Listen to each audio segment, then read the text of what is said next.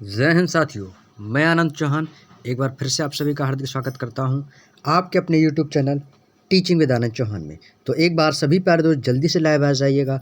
आप लोगों की क्लास दोस्तों स्टार्ट हो चुकी है।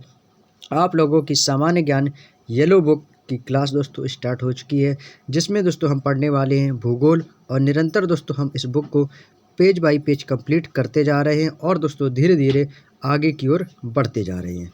जैसा कि दोस्तों आप लोगों की यह क्लास कल नहीं हो पाई थी, तो दोस्तों यह आपकी दोस्तों क्लास आज के दिन स्टार्ट हो चुकी है, सेम दोस्तों आपके सेम टाइम पर। तो एक बार सभी प्यारे दोस्त जल्दी से लाइव जुड़ जाइएगा।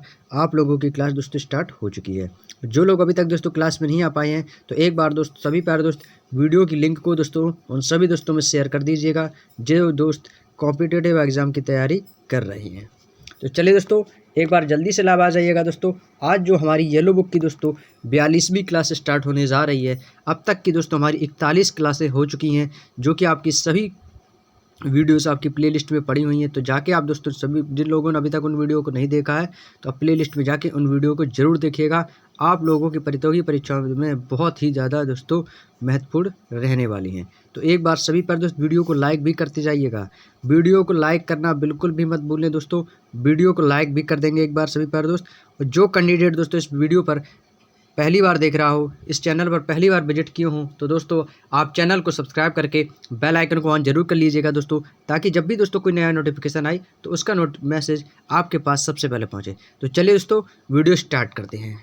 सबसे पहले दोस्तों हम बात करते हैं अपने टॉपिक पे। जैसा कि दोस्तों हमने पिछली वीडियो में देश की राजधानियाँ तथा और उनकी मुद्राएं के बारे में बहुत ही शानदार तरीके से दोस्तों क्लियर किया था। तो आज की दोस्तों क्लास में हम क्लियर करने वाले हैं महत्वपूर्ण तथ्य हैं, जो कि आपके विश्व से संबंधित मोस्ट इंपॉर्टेंट पॉइंट्स हैं। तो एक बार आप सभी प्यारे दोस्त वीडियो को शेयर कर दीजिएगा। बहुत ही ज़्यादा दोस्तों शानदार क्लास आज की रहने वाली है। कॉपी पेन साथ रख के बैठिएगा, कॉपी पेन पास रख के बैठिएगा, तैयार हो जाइएगा दोस्तों। आप लोगों को नोट्स बनाने होंगे और स्क्रीनशॉट लेना बिल्कुल भी ना भूलें। स्क्रीनशॉट भी साथ में लेते जाएं और अपने नोट्स बनाते जाएं। तो चलिए दोस्तों वीडियो की स्टार्ट करते हैं। पहला पॉइंट दोस्तों दिया गया है, विश्व का सबसे ऊंचा जलप्रपात वेनेजुएला की कैरोना नदी पर स्थित साल्टो एंजल्स जलप्रपात है। दोस्तों आपके एग्जाम का आया हुआ क्वेश्चन है। आपके एग्जाम में दोस्तों पूछा जा चुका है कि विश्व के सबसे ऊंचा जलप्रपात कौन सा है। विश्व का सबसे ऊंचा जलप्रपात कौन सा है, तो आपको दोस्तों उस समय जवाब देना होगा साल्टो एंजल्स। साल्टो एंजल्स संसार का सबसे ऊंचा जलप्रपात है। नेक्स्ट, विश्व का सबसे ऊंचा जलप्रपात वेनेजुएला की कैरोना नदी पर। किस नदी पर है दोस्तों, तो आपसे पूछ सकता है। तो ये आपकी कैरोना नदी पर स्थित है साल्टो एंजल्स। साल्टो एंजल्स जो कि इंपॉर्टेंट है, ये आपको याद रखना होगा। विश्व का सबसे ऊंचा जलप्रपात है साल्टो एंजल्स। अगला पॉइंट है, विश्व में सर्वप्रथम कपास की संकर जाति उत्पन्न करने का श्रेय भारत को है। दोस्तों आपके एग्जाम का आया हुआ क्वेश्चन है, इंपॉर्टेंट है। अपनी कॉपी में नोट्स बना के जरूर लिख लीजिएगा और स्क्रीनशॉट भी साथ में लेते जाइएगा। विश्व में सर्वप्रथम यदि आपसे पूछा जाए कि विश्व में सर्वप्रथम कपास की संकर जाति उत्पन्न करने का श्रेय किसे जाता है। Bharat, Brazil, Australia, China. तो दोस्तों आपका जवाब क्या हो जाएगा, भारत को। भारत को विश्व में सर्वप्रथम कपास की संकर जाति उत्पन्न करने का श्रेय जाता है। दोस्तों कपास से याद आया, आपके दोस्तों एग्जाम में ही क्वेश्चन पूछा जाता है और आ चुका है कि कपास के लिए उपजाऊ मिट्टी कौन सी है। कपास की खेती के लिए उपजाऊ मिट्टी कौन सी है, तो दोस्तों कपास के लिए दोस्तों उपजाऊ मिट्टी है काली मिट्टी। कौन सी दोस्तों, काली मिट्टी जो है वो कपास की खेती के लिए सामान्यतः महत्वपूर्ण उपयोगी है। अगले पॉइंट को चलते हैं दोस्तों। अगला पॉइंट है प्यूमा। प्यूमा क्या है दोस्तों, प्यूमा दक्षिणी अमेरिका में मिलने वाली शेर की एक प्रजाति है। दोस्तों आपके एग्जाम में एग्जामिनर आपको भटकाने के लिए दे सकता है कि प्यूमा दक्षिण अमेरिका में प्यूमा क्या है। प्यूमा क्या है, तो आपका जवाब सिंपल सा देना है कि दक्षिण अमेरिका में मिलने वाली शेर की एक प्रजाति है, जिसको दोस्तों प्यूमा कहते हैं। ये एक प्रजाति है, वो किसकी प्रजाति है, शेरों की, जो कि दक्षिण अमेरिका में पाए जाते हैं। अगला है, स्पेन का कैडिस शहर कॉर्क के लिए प्रसिद्ध है। दोस्तों स्पेन का कैडिस शहर किसके लिए प्रसिद्ध है, कॉर्क के लिए प्रसिद्ध है।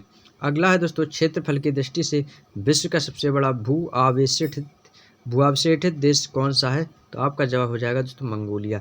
मंगोलिया दोस्तों क्षेत्रफल की दृष्टि से संसार का सबसे बड़ा भूअवशेषित देश है, जहाँ पर दोस्तों आपकी भूआ अवस्थित का मतलब ये होता है दोस्तों, भूमि से होती है जमीन, यानी कि दोस्तों जिसका क्षेत्रफल यानी क्षेत्रफल की दृष्टि से ज़्यादा ही दोस्तों सबसे विश्व का सबसे बड़ा देश है कौन सा, मंगोलिया, जो कि दोस्तों क्षेत्रफल की दृष्टि से संसार का सबसे बड़ा। भू अवस्थित यानी इसमें जमीन ही जमीन है, क्षेत्रफल ही क्षेत्रफल है, फैला हुआ है। अगला है दोस्तों, फरगना घाटी मध्य एशिया में स्थित है। आपका एग्जाम में क्वेश्चन पूछ सकता है एग्जामिनर कि फरगना घाटी कहाँ पर स्थित है, तो आपका जवाब आना चाहिए मध्य एशिया में। क्लियर। अगला है दोस्तों, इटली प्राकृतिक गैस का उपयोग करने वाला प्रथम यूरोपीय देश है। आपका एग्जाम में क्वेश्चन यहाँ से भी एग्जामिनर इतना उठा सकता है कि प्राकृतिक गैस का उपयोग करने वाला प्रथम यूरोपीय देश कौन सा है, तब इसका जवाब हो जाएगा दोस्तों आपका इटली। कौन सा हो जाएगा, इटली। इटली जो है दोस्तों प्राकृतिक गैस का उपयोग करने वाला प्रथम यूरोपीय देश है। अगला है, नील नदी की निचली घाटी में ग्रीष्म ऋतु में बाढ़ आ जाती है। दोस्तों जो नील नदी के नीचे की घाटी हैं उनमें गर्मियों के दिनों में दोस्तों बाढ़ आ जाती है। अगला है, विश्व की सबसे चौड़ी जल संधि। दोस्तों आपके इम्पोर्टेंट क्वेश्चन बनते हैं तो अपने कॉपी में नोट करते जाइएगा दोस्तों। मैं बार बार नहीं कहूँगा, आप अपने कॉपी पेन साथ रख के बैठे हैं, जो भी इंपॉर्टेंट पॉइंट बता रहे हैं और जो आपको इंपॉर्टेंट लगता हो तो उनके नोट्स बनाते रहिएगा, लिखते रहिएगा, अपने स्क्रीनशॉट लेते जाइएगा। दोस्तों आपका एग्जाम का आया हुआ क्वेश्चन है, विश्व की सबसे चौड़ी जल संधि कौन सी है, तो आपका जवाब हो जाएगा दोस्तों डेविस जल संधि। अगला है दोस्तों, नलकूप द्वारा सिंचाई की विधि का सबसे पहले प्रयोग कहाँ किया गया था, तो आपका जवाब हो जाएगा दोस्तों चाइना में। चाइना में दोस्तों सबसे पहले नलकूप और सिंचाई की विधि का सबसे पहला चाइना ने ही किया था। जैसे नलकूप द्वारा गतिविधि का सबसे पहला प्रयोग किसने, चाइना ने किया था। ठीक है। अगला है दोस्तों, जापानी पेय। जापानी पेय सेक का निर्माण चावल से किया जाता है। दोस्तों आपका एग्जाम में पूछा जाता है कि जापानी पेय सेक का निर्माण किससे किया जाता है, तो आपका सही जवाब हो जाएगा दोस्तों चावल से। क्लियर। उम्मीद है दोस्तों आप लोगों को यहाँ तक की सारी बातें क्लियर और आसान तरीके से समझ में आ चुकी होंगी। अगले पॉइंट की ओर चलते हैं दोस्तों। और भी कुछ इंपॉर्टेंट पॉइंट दिए गए, इन पर भी प्रकाश डाल लेते हैं दोस्तों। पॉइंट दिया गया कि हंगरी में स्थित स्टेपी घास भूमियों को पुछताछ कहा जाता है। दोस्तों हंगरी में स्थित एक घास है जिसका नाम है स्टेपी घास। यह दोस्तों वहाँ की भूमियों को पुछताछ कहते हैं। अगला, श्रीलंका के घास के मैदानों को दोस्तों पटाना के नाम से जाना जाता है। श्रीलंका के घास के मैदानों को क्या कहते हैं दोस्तों, पटाना। अगला है दोस्तों, इरावती। इरावती नदी को म्यांमार की जीवन धारा भी कहते हैं। आपके एग्जाम में दोस्तों यहाँ से क्वेश्चन बनने वाले हैं दोस्तों, पढ़ने वाले क्वेश्चन हैं। इरावती नदी को म्यांमार की जीवन धारा कहते हैं। क्वेश्चन पूछा जाता है म्यांमार की जीवन धारा किसे कहा जाता है, तो आपका आंसर हो जाएगा इरावती नदी को। अगला है, बेल्जियम का एंटवर्प नगर विश्व में हीरा व्यापार का सबसे बड़ा केंद्र है। बेल्जियम का एंटवर्प नगर दोस्तों ये आपका बेल्जियम में स्थित है, जो कि संसार में सबसे ज़्यादा हीरा व्यापार का केंद्र है, सबसे बड़ा केंद्र है हीरा व्यापार का, जहाँ से दोस्तों हीरों का व्यापार होता है। अगले पॉइंट पर चलते हैं दोस्तों। अगला पॉइंट है आपका भारत का भूगोल। अब यहाँ से दोस्तों आपका नया टॉपिक स्टार्ट होता है जिसमें हम पढ़ने वाले हैं भारत का भूगोल के बारे में। भूगोल के बारे में जानेंगे, भारत के बारे में जानेंगे, भारत की आकृति कैसी है और इसके बारे में जानेंगे। क्लियर दोस्तों। तो एक बार सभी प्यारे दोस्त पहले वीडियो को लाइक करिएगा, सभी प्यारे दोस्त वीडियो को लाइक कर दीजिएगा। लाइक करने में बिल्कुल भी कंजूसी ना करें दोस्तों, और अपने दोस्तों को और भी लोगों को ऐड कीजिएगा दोस्तों। लाइवों की संख्या बढ़ाइएगा सभी प्यारे दोस्त, लाइवों की संख्या बढ़ाइएगा। चलिए अगला पॉइंट है दोस्तों भारत, पहला पॉइंट है भारत की आकृति। भारत की यदि आकृति की बात की जाए तो भारत की आकृति दोस्तों कैसी है, चतुष्कोणीय है। कैसी दोस्तों, चतुष्कोणीय है। अक्षांश की दृष्टि से भारत उत्तरी गोलार्ध का देश है तथा देशांतर की दृष्टि से पूर्वी गोलार्ध के मध्य में है। दोस्तों यदि अक्षांश की दृष्टि से देखा जाए कि भारत का कहाँ का किस क्षेत्र का है, तो भारत दोस्तों उत्तरी गोलार्ध का देश है, और यदि देशांतर की दृष्टि से देखा जाए तो वह पूर्वी गोलार्ध के मध्य में है। अगला है, भारत उत्तरी गोलार्ध में 8 डिग्री 4 से 37 डिग्री 6 सेल्सियस उत्तरी अक्षांश तथा 68 डिग्री 7 सेल्सियस से 97 डिग्री 25 सेल्सियस पूर्वी देशांतर के बीच स्थित है। तो ये भी दोस्तों आपको यहाँ से कुछ इंपॉर्टेंट पॉइंट हैं जो कि आपको याद रखने होंगे। क्लियर दोस्तों। चलिए अगला पॉइंट है भारत का क्षेत्रफल। भारत का क्षेत्रफल कितना है दोस्तों, याद करिएगा, अपने कॉपी में नोट कर लीजिएगा, स्क्रीनशॉट भी लेते जाइएगा। भारत का क्षेत्रफल दोस्तों 32,87,263 3,28,000 32,87,263 वर्ग किलोमीटर है। भारत का क्षेत्रफल कितना है दोस्तों? 32,87,263 वर्ग किलोमीटर है। और क्षेत्रफल की दृष्टि से भारत का दोस्तों कौन सा स्थान है? 7वां स्थान है। आपके एग्जाम का दोस्तों हूबहू सेम आया हुआ क्वेश्चन है। कई बार दोस्तों ये क्वेश्चन रिपीटेड होता है, तो इम्पोर्टेंट अपने नोट कर लीजिएगा। क्वेश्चन सेम ऐसा ही दोस्तों आपसे पूछा जाता है कि क्षेत्रफल की दृष्टि से भारत का कौन सा स्थान है? क्षेत्रफल की दृष्टि से भारत का कौन सा स्थान है? 7वां। क्लियर दोस्तों? पहला किसका है दोस्तों? रूस का है, दूसरा है कनाडा का, तीसरा चाइना है, चौथा यूएसए, पांचवा ब्राज़ील, छठवां ऑस्ट्रेलिया, सातवां भारत, आठवां अर्जेंटीना। तो याद रखिएगा क्षेत्रफल की दृष्टि से भारत का कौन सा देश है बड़ा? 7वां। क्लियर दोस्तों? चलिए, इंपॉर्टेंट है दोस्तों, याद भी करते रहिएगा। अगला है जनसंख्या की दृष्टि से भारत विश्व का दूसरा सबसे बड़ा। ये जनसंख्या की बात करते हैं, जनसंख्या की। पहला स्थान दोस्तों आता है चाइना का, दूसरा है दोस्तों भारत का। ये दोस्तों आपके जनसंख्या की दृष्टि से भारत का विश्व में दूसरा स्थान है। पहला दोस्तों आप सभी जानते हैं चाइना जो है जनसंख्या की दृष्टि से सबसे आगे है विश्व में। पहला स्थान दिया गया श्रीलंका को। दूसरे नंबर पर भारत है, तीसरे पे यूएसए, चौथे पे आपका इंडोनेशिया आता है, पाँचवें पे ब्राज़ील, छठवें पे पाकिस्तान, सातवें पे बांग्लादेश, आठवें पे रूस। ये दोस्तों कैसे हैं? ये दोस्तों आपके सभी जनसंख्या की दृष्टि से हैं। तो जनसंख्या की दृष्टि से दोस्तों चाइना सबसे बड़ा देश है। और यदि दूसरा पूछा जाए तो जनसंख्या की दृष्टि से भारत का विश्व में कौन सा स्थान है, तो आपका जवाब हो जाएगा दोस्तों दूसरा स्थान। क्लियर? चलिए, उम्मीद है दोस्तों आप सभी पर दोस्तों यहाँ तक की सारी बातें बिल्कुल आसान तरीके से समझ में आ चुकी होंगी। अगले पॉइंट की ओर चलते हैं दोस्तों। अगला पॉइंट दिया गया है भारत के उत्तर से दक्षिण तक का विस्तार 3214 किलोमीटर तथा पूरब से पश्चिम की ओर विस्तार जो है वो 2933 किलोमीटर है। भारत में यदि गाँव की जनसंख्या की बात करें तो भारत में गाँवों की संख्या लगभग 6,41,000 कितनी दोस्तों? 6,41,000, जो कि दोस्तों आपकी जनगणना 2011 के अनुसार की है। हर प्रत्येक 10 साल बाद दोस्तों एक जनगणना होती है। जनगणना कितने साल बाद होती है दोस्तों? 10 साल बाद। तो जनगणना दोस्तों 2011 के अनुसार दोस्तों गाँवों की संख्या दोस्तों लगभग कितनी होगी? 6,41,000 जनगणना 2011 के अनुसार थी। अगले पॉइंट की ओर चलती है दोस्तों। अगला पॉइंट है त्रिपुरा और बांग्लादेश की सीमा क्या कहलाती है? आपका एग्जाम में दोस्तों क्वेश्चन पूछा जा सकता है कि त्रिपुरा और बांग्लादेश की सीमा क्या कहलाती है, तो याद रखिएगा शून्य रेखा। कौन सी रेखा दोस्तों? शून्य रेखा कहलाती है। चलिए आगे बढ़ते हैं दोस्तों। सेकंड पॉइंट दिया गया है कि भारत की स्थल सीमा रेखा की लंबाई दोस्तों कितनी है? 15,200 किलोमीटर है। और इसके तटीय भाग की लंबाई 7,516.5 किलोमीटर। कितनी दोस्तों? 7,516.5 किलोमीटर है। एक पॉइंट दोस्तों नोट करके लिखेंगे सभी प्यारे दोस्त, परंतु भाग की तटरेखा की लंबाई मुख्य भूभाग को छोड़कर 6100 किलोमीटर है। कितनी है दोस्तों? 6100 किलोमीटर। चलिए आगे बढ़ते हैं दोस्तों। अगला है सबसे लंबी तट रेखा वाला राज्य। यदि आपके एग्जाम का दोस्तों आया क्वेश्चन इंपॉर्टेंट है कि सबसे लंबी तट रेखा वाला राज्य कौन सा है दोस्तों? गुजरात। तथा दूसरे स्थान पर दोस्तों आंध्र प्रदेश आता है। दूसरे स्थान पर सबसे लंबी तट रेखा वाला राज्य दूसरे स्थान पर कौन है? आंध्र प्रदेश। कौन सा है दोस्तों? आंध्र प्रदेश जो है वो दोस्तों सबसे लंबी तटरेखा वाला राज्य गुजरात है। और दूसरे स्थान पर दोस्तों आंध्र प्रदेश है। क्लियर? उम्मीद है दोस्तों आप लोगों को यहाँ तक की सारी बातें बिल्कुल आसानी तरीके से समझ में आ चुकी होंगी। चलिए इसी क्रम में दोस्तों हम आगे बढ़ते हैं। अगले पॉइंट को चलते हैं। अगला पॉइंट है सबसे छोटी तटरेखा वाला राज्य। सबसे छोटी तटरेखा वाला राज्य कौन सा है दोस्तों? तो वो है आपका गोवा, जहाँ की दोस्तों तट जो रेखा जो है वो कैसी है? सबसे छोटी है। अगला भारत का क्षेत्रफल विश्व के क्षेत्रफल का 2.42% है, जबकि भारत की जनसंख्या विश्व की जनसंख्या का 17.5% है। कितना है दोस्तों? 17.5%। कितना है दोस्तों? याद रखिएगा 17.5% है। अगले पॉइंट की ओर चलते हैं। अगला पॉइंट दिया गया है। चलिए दोस्तों इसी क्रम में आगे बढ़ते हैं। अगला पॉइंट है भारत का सबसे दक्षिणतम बिंदु इंदिरा पॉइंट।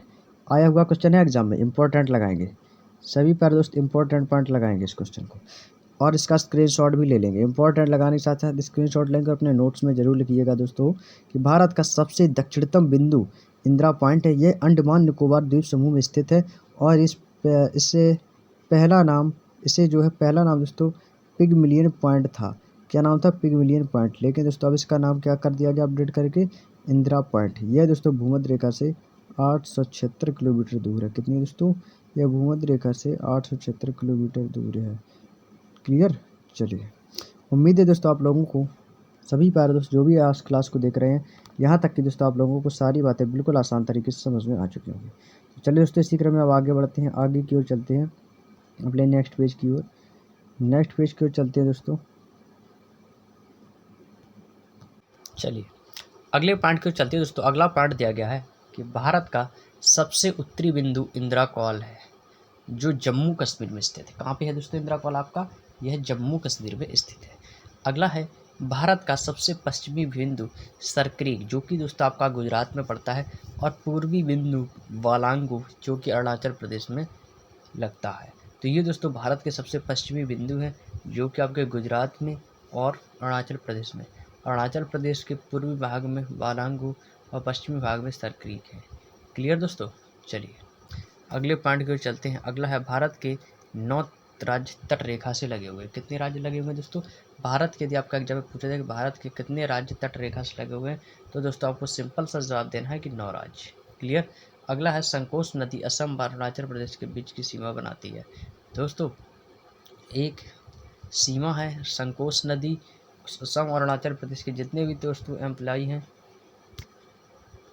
संकोच नदी असम व अरुणाचल प्रदेश की, संकोच नदी जो है दोस्तों वो असम व अरुणाचल प्रदेश के बीच सीमा बनाती है। आपके दोस्तों एग्जाम में क्वेश्चन सिंपल सा पूछा जा सकता है एग्जामिनर कि अरुणाचल प्रदेश के बीच की सीमा, असम और अरुणाचल प्रदेश के बीच की सीमा कौन सी है, कौन सी नदी बनाती है? तो वो आपका जवाब हो जाएगा दोस्तों संकोच नदी। चलिए दोस्तों इसी क्रम में अगले पॉइंट की ओर चलते हैं। अगला पॉइंट है दोस्तों कोलाबा पॉइंट और पॉइंट कालीमेरे और पॉइंट पेड्रो।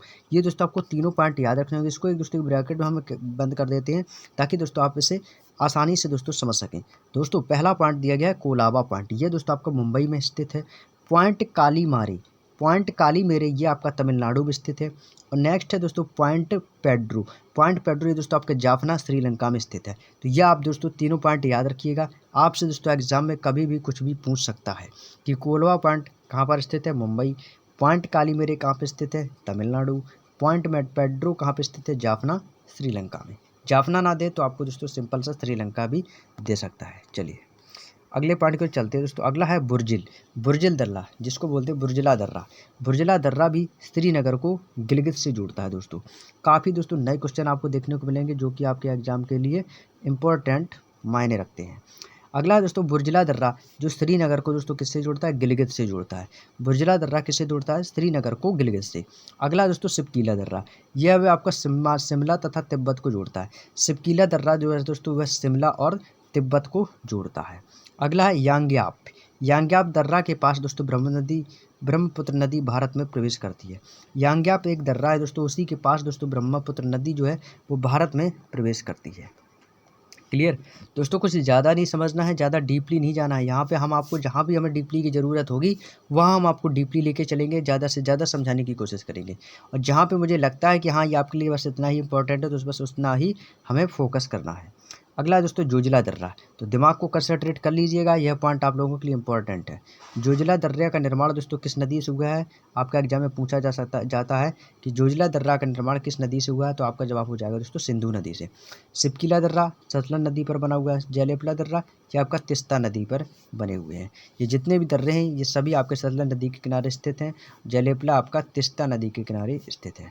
क्लियर? चलिए अगला है दोस्तों काराकोरम दर्रा। काराकोरम जो दर्रा है दोस्तों भारत का सबसे ऊंचा दर्रा है। यहाँ से चाइना के लिए एक सड़क बनाई गई है। दोस्तों आपके एग्जाम में क्वेश्चन एग्जामिनर आपको घुमाने के लिए पूछा सकता है कि भारत का सबसे ऊंचा दर्रा कौन सा है? तो आपका जवाब हो जाएगा काराकोरम। काराकोरम दर्रा जो है दोस्तों भारत का सबसे ऊंचा दर्रा है। यहाँ दोस्तों चाइना के लिए भी सड़क बनाई गई है। अगला दोस्तों NH-1A, लेह को जोजिला दर्रा से होते हुए कश्मीर घाटी से जोड़ता है। दोस्तों नेशनल हाईवे 1A लेह जो है वो जोजिला दर्रा से होते हुए दोस्तों कश्मीर घाटी में जुड़ जाती है। अगला दोस्तों जवाहर सुरंग, जवाहर सुरंग दोस्तों बनिहाल दर्रा पर स्थित है। कहाँ पे दोस्तों? जो जवाहर सुरंग जो है दोस्तों ये आपकी बनिहाल दर्रा पर स्थित है। आपका एग्जाम में क्वेश्चन पूछ दिया जाए कि जवाब सुरंग कहाँ पर स्थित है, तो आपका जवाब हो जाएगा बनिहाल दर्रा। चलिए अगले पॉइंट की ओर चलते हैं। अगला है दोस्तों, कर्क रेखा भारत के कितने राज्यों से होकर गुजरती है? तो याद रखिएगा भारत के टोटल 8 राज्यों से होकर गुजरती है। बात करते हैं कौन कौन से। पहला स्थान है दोस्तों राजस्थान का, अंतिम स्थान है मिजोरम का। तो याद रखिएगा पहला जो है किसका, राजस्थान का है, दूसरा गुजरात, तीसरा मध्य प्रदेश, चौथा छत्तीसगढ़, पाँचवां झारखंड, छठवां पश्चिम बंगाल, सातवां त्रिपुरा और आठवां मिजोरम। ये दोस्तों आपके 8 राज्य ऐसे हैं जो दोस्तों कर्क रेखा भारत के मध्य से होकर गुजरती है। चलिए तो एक बार सभी पर तो स्क्रीनशॉट लेते आइएगा। दोस्तों यदि आप लोगों को ये क्लास इंपॉर्टेंट लग रही है, आपको लगता है ये क्लास बाकी हमारे लिए हेल्पफुल है, तो दोस्तों 1 लाइक तो आप कर ही सकते हो। 1 लाइक तो दोस्तों बनता है, तो प्लीज़ दोस्तों सोचा विचारी मत कीजिए, 1 लाइक कर दीजिए और अपने दोस्तों में इस वीडियो को शेयर कर दीजिए। और वीडियो के लास्ट में कमेंट बॉक्स में ज़रूर बताना दोस्तों आप लोगों को आज की क्लास कैसी लगी। चलिए अगले पार्ट को चलते हैं दोस्तों। अगला पॉइंट है भारतीय उपमहाद्वीप में भारत, पाकिस्तान, बांग्लादेश, नेपाल तथा भूटान शामिल है। दोस्तों यदि आपसे एग्जाम में पूछा जाए कि भारतीय उपमहाद्वीप में कौन कौन से देश स्थित है, बता सकते हो भारत, पाकिस्तान, बांग्लादेश, नेपाल और भूटान। ये दोस्तों आपके 5 ऐसे देश हैं जो भारतीय उपमहाद्वीप में शामिल है। चलिए उम्मीद है दोस्तों आप लोगों को यहाँ तक की बात है सारी आसान तरीके से समझ में आ चुकी होंगी। अगला पॉइंट है दोस्तों, चलिए अगला पॉइंट दोस्तों दिया गया है भारत के पड़ोसी देश तथा उनसे लगने वाले राज्य। दोस्तों जो भी भारत के पड़ोसी देश हैं और उनसे जो जो राज्य लगते हैं उनके बारे में चर्चा करते हैं। सबसे पहले हम बात करते हैं दोस्तों चीन की।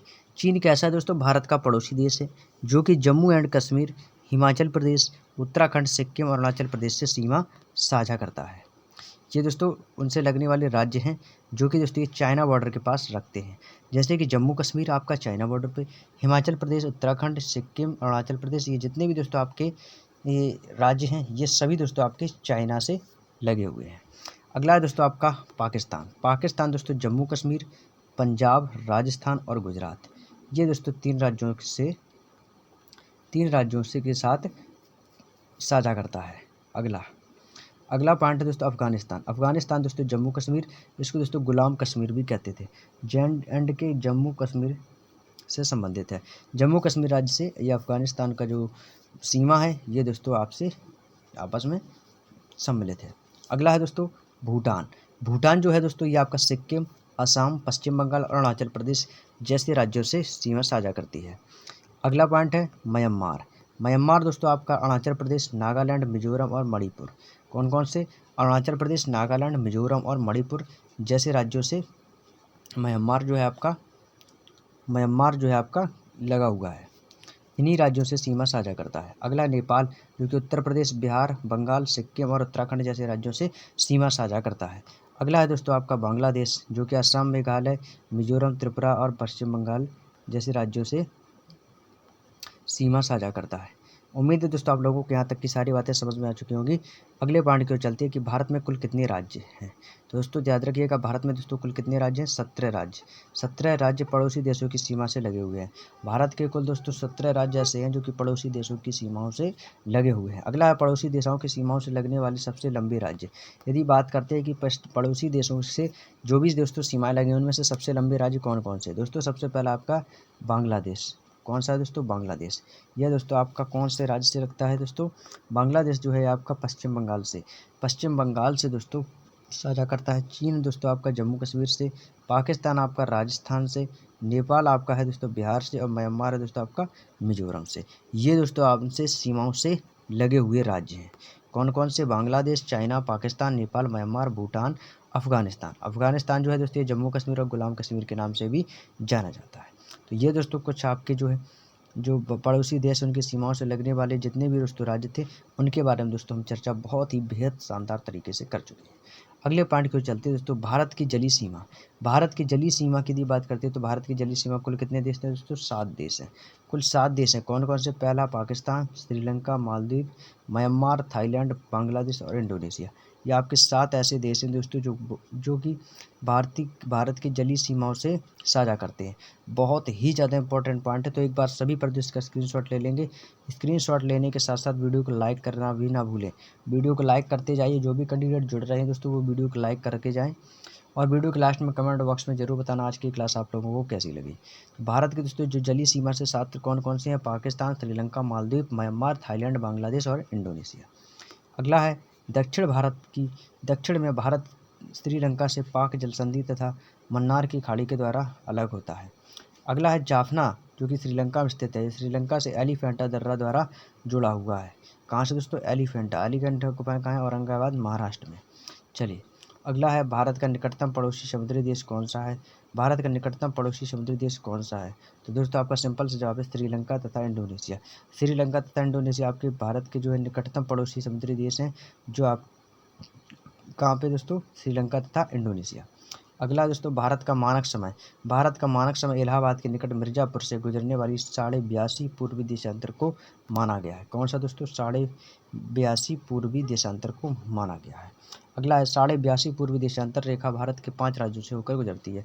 उत्तर प्रदेश, मध्य प्रदेश और छत्तीसगढ़, ओडिशा और आंध्र प्रदेश। दोस्तों जो 82.5 पूर्वी देशांतर रेखा है वो भारत के 5 राज्यों से होकर गुजरती है। पहला आपका उत्तर प्रदेश है, मध्य प्रदेश है, छत्तीसगढ़ है, उड़ीसा है और आंध्र प्रदेश। ये दोस्तों आपके कुल पाँच ऐसे पूर्वी देशांतर हैं जो कि आपके प्रत्येक राज्यों से होकर गुजरती है। अगला है, अगले पॉइंट को चलते हैं दोस्तों। पृथ्वी की चुंबकीय विषुवत रेखा त्रिवेंद्रम, ये आपका केरल में पड़ता है, केरल से गुजरती है। पृथ्वी की चुंबकीय विषुवत रेखा कहाँ से गुजरती है दोस्तों? त्रिवेंद्रम, केरल से। तीनों और बांग्लादेशों से घिरा हुआ राज्य कौन सा है दोस्तों? त्रिपुरा, जो तीनों ओर से घिरा हुआ है। नेक्स्ट 3 अर्धचंद्राकार समुद्र तट पर कन्याकुमारी से मिलते हैं। अगला है भारत में पाई जाने वाली समस्त चट्टानों से आर्थिक दृष्टि से धारवाड़ चट्टानें सबसे अधिक महत्वपूर्ण चट्टानें सोना, तांबा, लोहा और जस्ता इन्हीं में पाया जाता है। क्लियर? तो जितनी भी धारवाड़ी चट्टानें होती हैं जिनमें सोना, चांदी, तांबा, लोहा, जस्ता इन सभी में पाया जाता है। अगला दोस्तों भारत में रामेश्वरम के निकट धनुषकोडी और श्रीलंका के बीच समुद्र में डूबी प्रवाल द्वीप की एक रेखा जिसे आदम का पुल कहते हैं। तो आदम का पुल क्या है दोस्तों? कि भारत में रामेश्वरम के निकट धनुषकोडी और श्रीलंका के बीच समुद्री में डूबी प्रवाल द्वीप की एक रेखा है जिसे आदम का पुल भी कहते हैं। क्लियर दोस्तों? उम्मीद है दोस्तों आप लोगों को यहाँ तक की सारी बातें बिल्कुल आसान तरीके से समझ में आ चुकी होंगी। चलिए अगला पॉइंट दोस्तों दिया गया है। अगले पॉइंट को चलते हैं, पश्चिमी तटों के नाम। तो बीचों बीच सभी पर दोस्तों हेडिंग लगाएंगे पश्चिमी तटों के नाम। कोई भी कैंडिडेट मिस मत करना, वीडियो को शुरू से लेकर कंप्लीट देख लिया ना तो दोस्तों मज़ा ही आ जाएगा एग्जाम में। दोस्तों अगला पॉइंट है पश्चिमी तटों के नाम। तो डैश करके लिखेंगे। पहला है गुजरात से गोवा, जो कि आपका कोंकण तट पर स्थित है। गोवा से कर्नाटक, आपका कैनरा तट पर स्थित है। और कर्नाटक से केरल, ये आपका मालाबार तट पर स्थित है। ये दोस्तों आपके 3 ऐसे तट हैं जो कि अक्सर यहाँ से यदि कोई एग्जाम में क्वेश्चन बनता है तो दोस्तों आपका 100% श्योर है कि आपका एग्जाम में यहीं से क्वेश्चन बनेगा। तो पश्चिमी तटों के नाम गुजरात से गोवा आपका कोंकण तट पर है, गोवा से कर्नाटक कैनरा तट पर, और कर्नाटक से केरल आपका मालाबार तट पर स्थित है। क्लियर दोस्तों? चलिए उम्मीद है दोस्तों आप लोगों को यहाँ तक की अब तक की सारी बातें बिल्कुल आसान तरीके से समझ में आ रही है। इसी क्रम में दोस्तों हम बढ़ते अपने नेक्स्ट पेज की ओर, जिसमें हम पढ़ने वाले हैं भारत के पश्चिमी बंदरगाह के बारे में। बात करें दोस्तों कांडला बंदरगाह, काफ़ी इंपॉर्टेंट पॉइंट है दोस्तों आपके एग्जाम का, आपके आया हुआ है, जो कि आपका गुजरात में स्थित है। नहावा शोभा ये आपका महाराष्ट्र में स्थित है। मारमा गोवा ये आपका गोवा में स्थित है। गोवा आ रहा है तो गोवा से गोवा। कोच्चि आपका केरल में है। मुंबई सबसे बड़ा दोस्तों जो आपका महाराष्ट्र में है। और मंगलुरु से कर्नाटक दोस्तों है। क्लियर दोस्तों? चलिए भारत के जितने भी पश्चिमी बंदरगाह थे जो कहाँ पर स्थित थे वो हम सभी दोस्तों चर्चा कर चुके हैं। चलिए इसी क्रम में आगे बढ़ते हैं दोस्तों पूर्वी तटों के नाम। अगला पॉइंट है दोस्तों पूर्वी तटों के नाम। चलिए पूर्वी तट कौन से दोस्तों आपको याद रखना होगा 3। पहला दिया गया है दोस्तों कन्याकुमारी से कृष्णा डेल्टा। कौन सा दोस्तों? कन्याकुमारी से क्रिस्टल डेल्टा, जो कि कोरोमंडल तट पर स्थित है। कृष्णा डेल्टा से गोदावरी डेल्टा, ये आपका गोलकुंडा तट पर स्थित है। गोदावरी डेल्टा से उत्तरी तटीय भाग, ये आपका उत्तरी सरकार तट पर निर्भर करता है। तो दोस्तों याद रखिएगा कन्याकुमारी से कृष्णा डेल्टा कोरोमंडल तट पर स्थित है, और कृष्णा डेल्टा से गोदावरी डेल्टा ये आपका गोलकुंडा तट पर स्थित है। और गोदावरी डेल्टा से उत्तरी तटीय भाग पर उत्तरी सरकार हुए तट पर स्थित है। क्लियर दोस्तों? चलिए अगला है पूर्वी तट के बंदरगाह। कौन से दोस्तों? पूर्वी तट बंदरगाह। अब यहाँ से आपका नेक्स्ट पॉइंट स्टार्ट होता है पूर्वी तट बंदरगाह, जिसमें दोस्तों पढ़ेंगे पारादीप।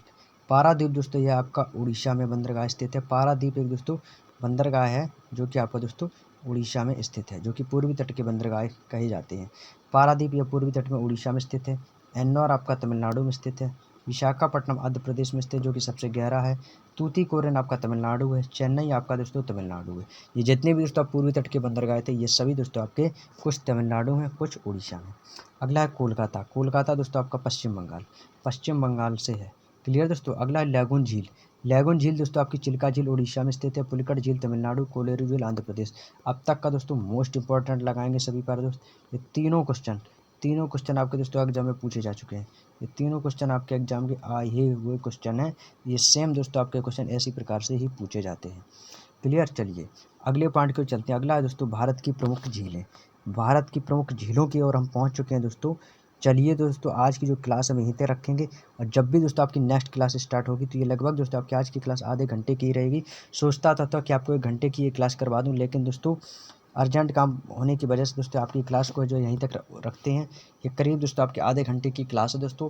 इसे शुरू से लेकर कंप्लीट देखिएगा, आप लोगों के सारे डाउट्स क्लियर होंगे। बहुत कुछ दोस्तों आप लोगों को इसमें समझेगा, और आपके यहाँ से दोस्तों जो एग्ज़ाम में बहुत ही ज़्यादा दोस्तों आपको एग्जाम में क्वेश्चन देखने को मिलेंगे। तो इस क्लास को बिल्कुल भी कोई भी कैंडिडेट मिस मत कीजिएगा। जितने भी आपके यार दोस्त हों जो कॉम्पिटिटिव एग्जाम की तैयारी कर रहे हैं, उनको इस वीडियो का लिंक जरूर शेयर कीजिएगा, जिसकी आपको उनको जानकारी दीजिएगा कि आप लोगों की डेली लाइव रात 8 बजे सामान्य ज्ञान की अंकित भाटी सर की येलो बुक का सॉल्यूशन कंप्लीट करवाया जाता है। और शाम को 6 बजे दोस्तों आपकी सामान्य स्टैटिक जीके की दोस्तों राहुल सर अंकित भाटी सर की जो बुक है स्टैटिक जीके का कंप्लीट सॉल्यूशन आपका शाम को 6 बजे कराया जाता है। तो चलिए दोस्तों आज की क्लास आप लोगों को कैसी लगी तो कमेंट बॉक्स में बताना बिल्कुल भी मत भूलिएगा, और वीडियो को लाइक ज़रूर कीजिएगा। और जिन दोस्तों ने अभी तक वीडियो को लाइक नहीं किया तो एक बार सभी प्यारे दोस्त वीडियो को लाइक कर दीजिएगा। और यदि आप चैनल पर पहली बार विजिट करें तो चैनल को सब्सक्राइब करके बेल आइकन को ऑन जरूर कर लीजिएगा, ताकि जब भी दोस्तों कोई नया नोटिफिकेशन आए तो उसका मैसेज आपके पास सबसे पहले पहुंचे। तो चलिए दोस्तों मिलते हैं नेक्स्ट वीडियो में, तब तक के लिए आप सभी प्यारे दोस्तों का बहुत बहुत धन्यवाद। जय हिंद, जय भारत, वंदे मातरम, शुभ रात्रि।